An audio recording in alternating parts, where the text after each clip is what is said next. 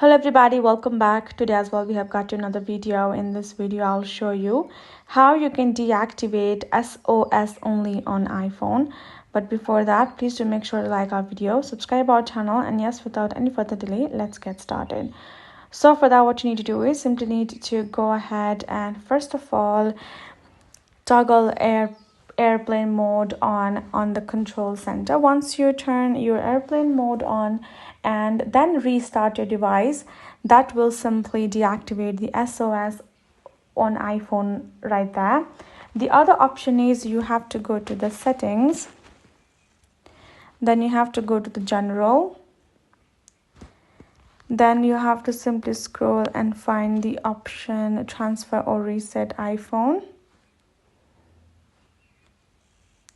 Then you have to go to the reset and then you have to tap on reset network settings. Once you do that, you will be able to deactivate SOS on your iPhone like that. So that is it. Hope this video helped. Thank you so much for watching. I will see you guys in our next video.